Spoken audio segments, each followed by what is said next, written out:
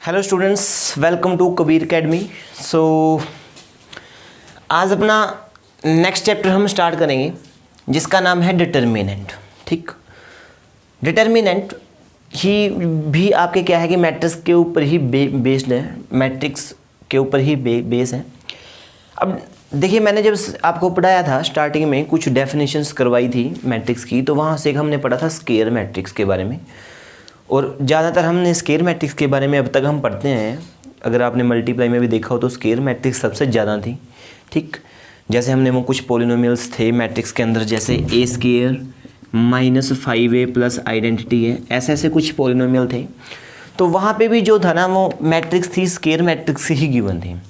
तो जो डिटर्मिनेंट है ना, वो भी एक स्केयर मैट्रिक्स का ही होता है। और आपके पास जो डिटर्मिनेंट होता है, डिटर्मिनेंट क्या होता है? It is a number. ये क्या है? नंबर है कोई।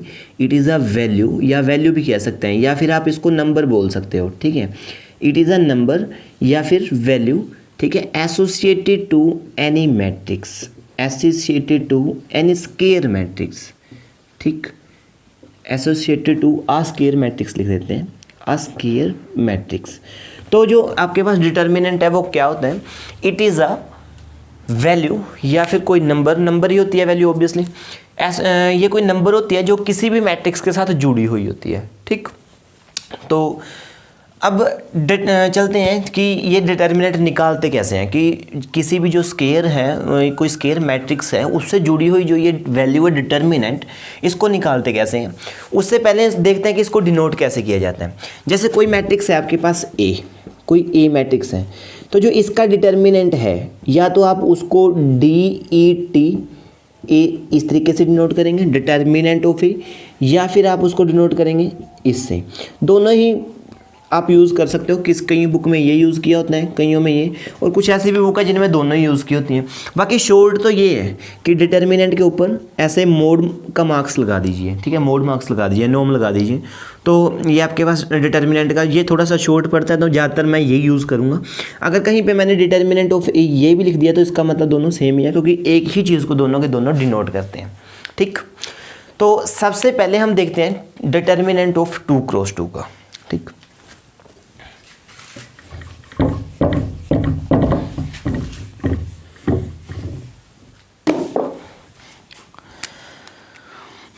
लेट एक कोई मैट्रिक्स है आपके पास, दैट इज़ 1 2 3 एंड 4। ये आपके पास कोई मैट्रिक्स है, तो उसको कैसे सोल्व करना है कि पहले तो इन दोनों की मल्टीप्लाई करनी है। ठीक है, 4 × 1, फिर माइनस, फिर इन दोनों की मल्टीप्लाई करनी है, दैट इज़ 3 × 2। मतलब ये बनेगा आपके पास 4 - 6, और इसकी वैल्यू आ जाएगी आपके पास -2। मीन्स जो -2 है ये डिटर्मिनेंट है, और ये ऐसी मतलब this value is associated to this matrix. ठीक, मान लो कोई आपके पास मैट्रिक्स थी, ये आपके पास कोई मैट्रिक्स थी ए, और जो इसका डिटर्मिनेंट है मैं इस तरीके से इसको शो करूँगा। अच्छा, ध्यान रहे कि अगर आपके पास ये वाला साइन है, ए इज़ इक्वल टू कोई मैट्रिक्स है 1 2 3 4, आप स्केयर ब्रैकेट लगा रहे हो वहाँ पे, तो इसका मतलब ये मैट्रिक्स है। लेकिन अगर आप स्केयर मैट्रिक्स की बजाय सिंपल 2 लाइन्स लगा रहे हो, सिंपल 2 नॉर्म लाइन बोलते हैं इनको, तो नॉर्म लाइन लगा रहे हो आप, तो इसका मतलब ये डिटर्मिनेंट है। फिर से कोई आपके पास मैट्रिक्स है, ये आपके पास मैट्रिक्स है ABCD। ठीक, ये तो है मैट्रिक्स, और ये आपके पास डिटर्मिनेंट। ठीक, तो पेपर के अंदर आप इस बात का ख्याल रखोगे, या क्वेश्चन करते वक्त आप इस बात का ख्याल रखोगे कि ये मैट्रिक्स का साइन होता है और ये डिटर्मिनेंट का साइन होता है। अगर आपने डिटर्मिनेंट की जगह पे मैट्रिक्स का साइन लगाया तो भी वो गलत माना जाएगा, और अगर मैट्रिक्स की जगह पे डिटर्मिनेंट का साइन लगा दिया तो भी। ठीक है, डिटर्मिनेंट की जगह पे मैट्रिक्स का साइन या मैट्रिक्स की जगह पे डिटर्मिनेंट का साइन, दोनों के दोनों ही गलत हैं। तो प्रॉपर आपका साइन आपके पास होना चाहिए। और जैसे अगर मैं इस मैट्रिक्स को B से डिनोट करूँगा, तो ये इसको मैं डिनोट करूँगा डिटर्मिनेंट ऑफ B से, या फिर ऐसे भी लिख सकते हैं इसको, डिटर्मिनेंट ऑफ, इंग्लिश में ऐसे लिख के डिटर्मिनेंट ऑफ B, इस तरीके से इसको डिनोट कर सकते हैं। ठीक है, तो ये मैंने आपको सिखाया कि 2 क्रॉस 2 का मैट्रिक्स, 2 क्रॉस 2 का जो डिटर्मिनेंट है वो कैसे सोल्व किया जाता है। और एक दो एग्जाम्पल ले लेते हैं, बहुत सारे एग्जाम्पल यहाँ पे ए कोई मैट्रिक्स है 4 sin x -4 cos x and sin x, sorry sin theta. Theta में ले लिया है मैंने। तो इसका डिटर्मिनेंट निकालना है। डिटर्मिनेंट कैसे करेंगे, पहले इन दोनों की मल्टीप्लाई करेंगे, इन दोनों की मल्टीप्लाई करें तो ये क्या आएगा, sine into sine is 4 sine square theta.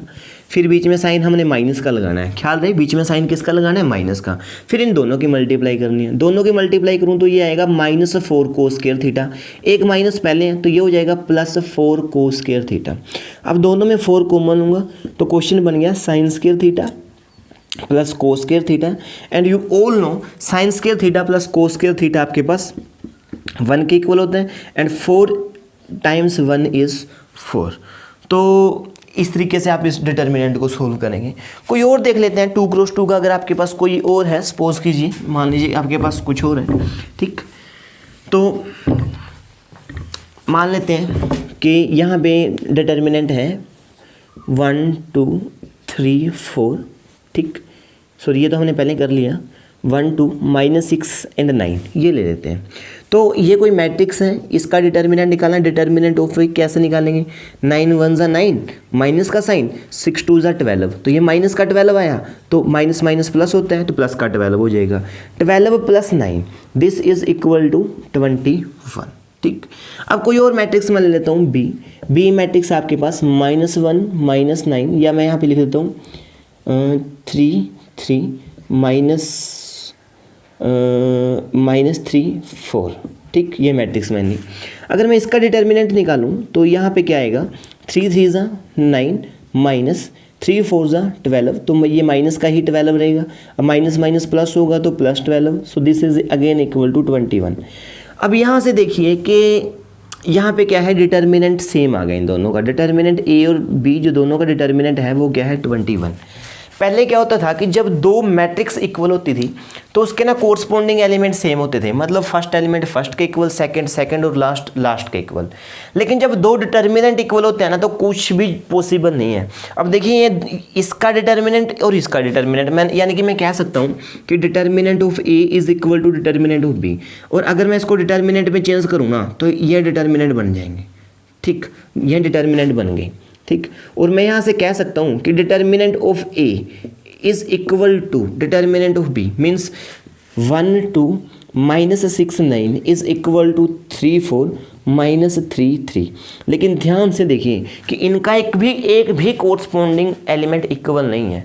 तो कहने का मतलब ये हुआ कि अगर दो डिटर्मिनेंट सेम है तो जरूरी नहीं है कि उनके कोरस्पॉन्डिंग एलिमेंट इक्वल होंगे, लेकिन अगर दो मैट्रिक्स इक्वल हैं तो उनके कोरस्पॉन्डिंग एलिमेंट इक्वल होंगे ही होंगे। This is the guaranteed. Okay, तो ये हमने 2 क्रॉस 2 का सीख लिया है। साथ में एक चीज़ और सीख ली है कि अगर दो डिटर्मिनेंट इक्वल हैं तो उनके एलिमेंट्स इक्वल नहीं होंगे, कोरस्पॉन्डिंग एलिमेंट इक्वल नहीं होंगे। तो स्टूडेंट्स नेक्स्ट क्वेश्चन है आपके पास ये। अब ऐसे क्वेश्चन आपको हर एक बुक की फर्स्ट एक्सरसाइज के अंदर मिल जाएंगे। सोल्व कैसे करना है, वही इक्वल का साइन यहीं पे रहेगा, 2 1 ज़ा 2 -5 4 ज़ा 20, इस तरफ से 2x into 2x square and 6 4 ज़ा 24, तो ये माइनस का 24 रहेगा। यहाँ से 2 -20 -18 होता है, माइनस का 24 है तो इस साइड आके प्लस का 24 हो जाएगा। This is 2x square. अब 24 -18 मीन्स दिस इज 6 है, सो this is 2x square. 2 divide में आएगा 6/2 x स्क्वायर, तो 2 3 ज़ा 6 मीन्स यहाँ से आपके पास आया x square is equal to 3, तो स्क्वायर उस तरफ रूट हो जाएगा जाके, और साथ में हम लगा देंगे प्लस माइनस, मीन्स x की वैल्यू आ गई आपके पास ±√3। ओके, इस तरीके से आपने ऐसे क्वेश्चंस करने हैं। ऐसे क्वेश्चन आपको लगभग हर एक बुक की फर्स्ट एक्सरसाइज के अंदर मिल जाएंगे। मैं भी वीडियो के एंड में आपको एक्सरसाइज दूंगा, ठीक है। ओके, अब करते हैं 3 क्रॉस 3 के डिटर्मिनेंट को, कि 3 क्रॉस 3 का जो डिटर्मिनेंट है वो आपने किस तरीके से सोल्व करना है। ओके स्टूडेंट्स, तो ये मैट्रिक्स, ये आपके पास एक डिटर्मिनेंट है 3 क्रॉस 3 का, तो इसकी अब हमने वैल्यू निकालने की किस तरीके से इसको सोल्व करना है। देखिए, जब भी इसको सोल्व करना है ना तो हम किसी भी एक रो से एक्सपेंड करेंगे या फिर किसी भी कॉलम से एक्सपेंड करेंगे। जैसे मैं पहले आपको सिखाऊंगा फर्स्ट रो से एक्सपेंड करना, कि रो से कैसे एक्सपेंड करना है, या फिर किसी भी रो से किस तरीके से हम एक्सपेंड करेंगे, ठीक। जैसे मैं फर्स्ट रो से एक्सपेंड करता हूँ, मीन्स इसको यहाँ से एक्सपेंड करता हूँ इस तरीके से, यहाँ से, ये आपके पास R1 है, चाहे भी लिख भी सकते हो आप, एक्सपेंडिंग अलोंग R1, ठीक। अब यहाँ से एक्सपेंड करना है तो किस तरीके से एक्सपेंड करेंगे कि पहले तो यहाँ पे हम क्या करेंगे, साइन लिख लेंगे, ठीक है। यहाँ पे लिखेंगे प्लस, यहाँ पे माइनस और यहाँ पे लिखेंगे प्लस, ठीक, प्लस माइनस प्लस, इस तरीके से। तो फिर उसके बाद क्या करना है कि सबसे पहले तो यहाँ पे क्या है, जीरो, तो प्लस की जीरो है तो प्लस की जीरो ही रखेंगे, ज़ीरो। उसके बाद जीरो वाला पूरा रो भी छोड़ दीजिए और जीरो वाली कॉलम दोनों के दोनों छोड़ देंगे, मीन्स ये रो छोड़ देनी है और कॉलम भी छोड़ देना है। तो यहाँ से क्या बचेगा, मीन्स ये चीज़ आपके पास बचेगी। तो इस डिटर्मिनेंट को यहाँ पे लिख देंगे 0 -3, 3 × 0, जो कि 2 × 2 का डिटर्मिनेंट है। उसके बाद इसके आगे माइनस लगा था तो मैं लगा देता हूँ -1, ठीक, डिटर्मिनेंट। फिर से इसका मैं क्या करूँगा, रो छोड़ दूँगा और इसकी कॉलम भी छोड़ दूँगा, मीन्स ये इसकी रोज़ है और ये कॉलम है तो इनको छोड़ देंगे, मीन्स इसको भी छोड़ना है और इसको भी छोड़ना है। तो ये क्या बना, this is -1 -2, -1 -2 and this is -3 0, ये आपके पास बना। अब लास्ट क्या किया, प्लस आया था तो +2। अब क्या करना है, सेम वर्क है फिर से। अब जो ये वाला ये आपके पास कॉलम है और ये आपके पास रो है तो इन दोनों को हम छोड़ेंगे तो क्या होगा, -1 -2, -1 -2 और इसको छोड़ेंगे तो 0 3। अब यहाँ से तो जीरो के साथ में किसी की भी मल्टीप्लाई हो वो जीरो ही होता है, तो सारा का सारा जीरो। यहाँ से -1, अब इसको आप अच्छे से सोल्व करना जानते हैं क्योंकि ये 2 × 2 के, -1 × 0 इज 0, माइनस का साइन अपनी तरफ से, 3 2 = 6, प्लस का 6 आएगा तो 6 लिख दिया। उसके बाद +2, यहाँ पे क्या आएगा, 3 × -1 तो -3 और माइनस का साइन -2 × 0 तो 0। मीन्स यहाँ से आपके पास क्या बना, -6 × -1 इज 6 एंड यहाँ से क्या आएगा, प्लस माइनस माइनस होगा एंड 3 2 = 6 एंड 6 - 6 इज 0। तो इस डिटर्मिनेंट की वैल्यू आती है आपके पास 0, ठीक, इस डिटर्मिनेंट की वैल्यू आपके पास आती है 0। तो इस तरीके से हमने ये क्वेश्चन करना है, ठीक है। 3 × 3 का मेथड ये है, एक्सपेंडिंग बाय R1। अच्छा, ये तो रो 1 से एक्सपेंड किया था, हम कहीं से भी इसको एक्सपेंड कर सकते हैं, लेकिन उससे पहले मतलब किसी भी रो से, R1 से, R2 से, R3 से या फिर कॉलम से भी एक्सपेंड करते हैं, C2 से, C1 से या C3 से, किसी से भी आप एक्सपेंड कर सकते हैं। अब देखिए इसी क्वेश्चन को मैं आपको C3 से एक्सपेंड करके दिखाता हूँ, ठीक है। C3 से एक्सपेंड करते हैं और याद रखिए आंसर 0 आया तो नेक्स्ट टाइम भी आपका आंसर 0 ही आना चाहिए। अब क्वेश्चन सेम है लेकिन एक्सपेंड करेंगे अलोंग C3 के अलोंग। तो सबसे पहले तो वही काम कर लेना, वापस प्लस माइनस लगाना है। अब प्लस माइनस लगाएंगे, देखिए किस तरीके से, सबके ऊपर प्लस माइनस लगा दूँ। चाहे आप क्या करेंगे, 3 × 3 का हम स्टार्ट कर रहे हैं तो क्या करूँ कि किसी भी कॉर्नर से स्टार्ट करना है हमने, किसी भी कॉर्नर से। जैसे ये कॉर्नर है तो यहाँ से स्टार्ट करेंगे प्लस माइनस प्लस, देखिए यहाँ से या यहाँ से स्टार्ट करते तो भी प्लस माइनस प्लस, क्योंकि C3 आपके पास ये है। अच्छा, यहाँ से स्टार्ट कर लो चाहे जहाँ मर्जी से, plus minus plus minus plus, फिर यहाँ माइनस, फिर यहाँ प्लस, फिर यहाँ माइनस और फिर यहाँ प्लस। तो ये साइन हमने देने हैं डिटर्मिनेंट सोल्व करते वक्त, उसको अच्छे से सोल्व करने के लिए, ठीक। तो ये तो सबके ऊपर लगा दिए मैंने। अब मैं किसी भी रो से एक्सपेंड कर सकता हूँ, किसी भी कॉलम से एक्सपेंड करता हूँ, उसके साथ ये साइन रहेंगे। सपोज करिए मैंने ना C2 से एक्सपेंड करने हैं, ठीक है। हम यहाँ पे लिखेंगे expanding along C2, expanding along C2। अब C2 के साइन रख लेते हैं, बाकी सारे साइन हम इरेज कर लेते हैं क्योंकि हमें किसी की भी कोई ज़रूरत नहीं है। और जो ये प्लस से स्टार्ट करना है, ये किसी भी कॉर्नर से स्टार्ट करना है, हो सके तो स्टार्टिंग से ही कीजिए। अच्छा, यहाँ से करते हैं। तो सबसे पहले ये डिटर्मिनेंट को जब मैं सोल्व करूँगा तो ये जो प्लस है इसके आगे माइनस आया था, मीन्स माइनस डिटर्मिनेंट। काम वही कि इसका रो भी छोड़ देना है और इसकी कॉलम भी छोड़ना है। अब इसके रो और इसके कॉलम को अगर छोड़ूं तो यहाँ से बचता है -1 -2, ठीक है। यहाँ से 1 तो है ही था बाहर, यहाँ से बचेगा -3 एंड 0। फिर यहाँ पे +0 आया, +0।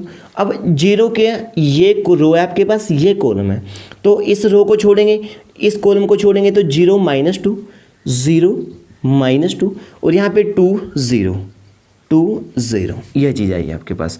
और लास्ट में ये माइनस का साइन हमारे वाला और ये यहाँ पे 3।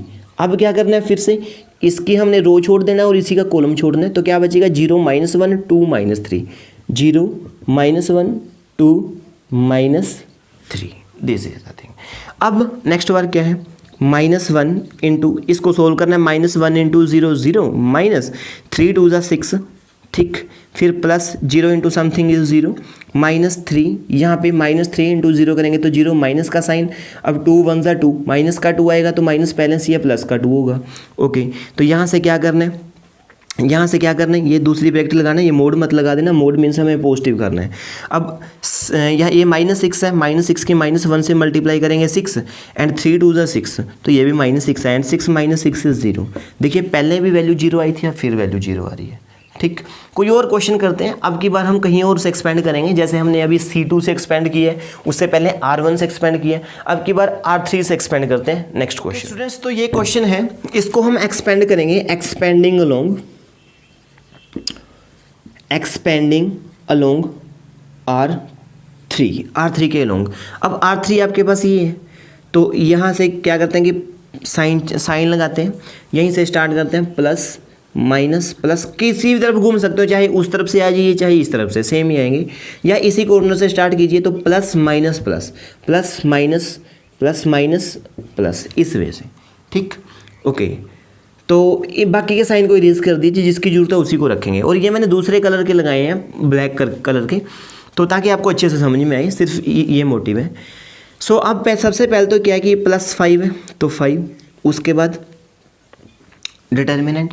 डिटर्मिनेंट कौन सा, 5 का रो छोड़ देना, 5 का कॉलम, तो यहाँ से बचेगा 1 1 -2 -3, 1 1 -2 -3। फिर यहाँ पे माइनस है तो -4। ठीक, फिर से डिटर्मिनेंट लगाएंगे तो -4 का कॉलम छोड़ दिया, -4 की रो छोड़ दी, मीन्स 1 2 -2 3, 1 2 -2 एंड -3, ये चीज़। उसके बाद आपके पास साइन तो प्लस का है, लेकिन यहाँ पे -9 है, तो प्लस माइनस होता है माइनस। ठीक, तो प्लस माइनस क्या होता है, मीन्स चाहे प्लस लिख दिया, साइन तो प्लस का है हमारे वाला, लेकिन यहाँ पे क्या आपके पास -9, तो उसके बाद क्या करना है, 9 का कॉलम छोड़ दीजिए, 9 का रो, तो यहाँ से बचेगा 1 2 1 1। ठीक, तो यहाँ से 5 इंटू -3 इंटू 1 -3, माइनस का साइन, 1 इंटू -2 इज़ +2, फिर ये -4, 3 इंटू 1 इज़ -3, माइनस का साइन, 2 2 ज़ा 4, तो ये माइनस का 4 आएगा तो प्लस का 4 हो जाएगा। फिर ये प्लस माइनस -9 हो गया, यहाँ पे 1 इंटू 1 1 एंड 2 1 ज़ा 2, तो फिर से सोल्व करेंगे, क्या होगा, यहाँ पे -1 बन रहा है, दिस इज़ -1 -4, ये आपके पास 1 बन गया, and this is 9 into this is -1, तो यानी कि यहाँ से क्या है, this is -5, this is -4 and this is +9, तो -5 -4 is -9 and +9, this is equal to 0, तो इसकी वैल्यू भी आपके पास क्या आई, 0। हर एक डिटर्मिनेंट की वैल्यू 0 नहीं होती, अनलाइक हमने जो 2 एग्जाम्पल लिए हैं उनकी वैल्यू क्या है, 0। अब कुछ और क्वेश्चन, तो अब इस डिटर्मिनेंट को सोल्व करते हैं। सोल्व कैसे करना है कि पहले तो वही sign plus minus plus expanding along C1 करेंगे, तो क्या आएगा, दिस विल बी 4, पहले तो प्लस का 4, अब इसकी रो और कॉलम छोड़ देंगे, तो यहाँ से 4 4 10 -6, 4 4 10 -6, उसके बाद ये -6 इनको छोड़ेंगे, तो यहाँ से बचेगा -2 4 एंड 8 -6, ये बचा आपके पास। फिर यहाँ पे प्लस का 2 है तो +2, अब इसको सोल्व करेंगे, सो दिस विल बी इसके रो छोड़ देंगे और कॉलम छोड़ देंगे, तो दिस विल बी -2 4 8 एंड 10। क्या बना यहाँ से, 4 6 4 ज़ा 24, -24 होता है। ठीक, एंड दिस इज -40, अगेन -6 6 2 ज़ा 12, 8 4 ज़ा 32, उसके बाद +2, यहाँ से बनेगा 10 इंटू 2 इज़ 20 एंड -8 इंटू 8 4 ज़ा 32, तो अब क्या आएगा यहाँ पे, 4 into this will be -64 and -6 into this will be 22, sorry this will be only 20 plus this will be 2 into 52 -52 this will be, so plus minus minus and 52 two ज़ा 104। उसके बाद ये आपके पास आया 120, यहाँ से 4 4 ज़ा 16 एंड 4 6 ज़ा 24 and 125, so this will be of minus sign. ठीक है, sorry this will be minus sign, तो ये प्लस का हो जाएगा, ये आप में फिर से माइनस का हो जाएगा। सो इनका टोटल करने के बाद आपके पास आएगा -240 मीन्स जो आपकी लेफ्ट हैंड साइड थी, लेफ्ट हैंड साइड इसकी, वो आपके पास जो डिटर्मिनेंट ऑफ 2 है, वो उसकी वैल्यू आई है आपके पास 240। तो उसके बाद अब हम राइट साइड निकालेंगे, मीन्स पहले हमने डिटर्मिनेंट ही सोल्व करना है, ठीक है, डिटर्मिनेंट ही सोल्व करना है और उसके बाद हमें उसको 8 से मल्टीप्लाई करना है। तो क्या करेंगे यहाँ पे देखिए कि determinant of A is equal to, वही मेथड C1 से या किसी से भी कर लो, जैसे आपके पास चलो C2 से करते हैं। तो अगर C2 से एक्सपेंड करेंगे तो क्या आएगा कि प्लस माइनस, ये मीन्स यहाँ पे प्लस माइनस, तो जो ये पहला एलिमेंट है ये माइनस का आएगा और यहाँ पे -1 है तो -1, फिर क्या बचेगा यहाँ पे देखिए, ये कॉलम छोड़ दिया, ये रो छोड़ दिया, तो 3 1 5 -3, फिर यहाँ पे प्लस का 2 है तो +2। अब इसके रो छोड़ देंगे, कॉलम छोड़ देंगे, तो यहाँ पे बचा 2 1 4 -3। उसके बाद यहाँ पे -2 है क्योंकि साइन माइनस का आएगा और प्लस का 2 है, तो इसके रो और कॉलम छोड़ेंगे तो यहाँ से बचेगा 2 3 एंड 4 5। ओके, तो अब इसको सोल्व करेंगे। This will B 1, this is -9 -5, यहाँ से 3 2 -6 -4, ठीक है, 3 2 -6 -4, यहाँ से आपके पास क्या बनेगा -2, 5 2 10 एंड 4 3 12 माइनस का, तो क्या बचा, दिस विल बी -14, यहाँ पे -6 and -4 this is 20, so this will B -10 into 2 -20, यहाँ से -2 and -2 means -2 and into -2 is +4, तो यहाँ से क्या आएगा आपके पास, दिस विल बी, अगर इसको सोल्व करेंगे, इसको ऐड अप करेंगे तो दिस विल बी -30, ठीक। यह है आपके पास डिटर्मिनेंट ए। अब इसको 8 से मल्टीप्लाई करना है तो 8 time determinant A means 8 into -30, this is -240।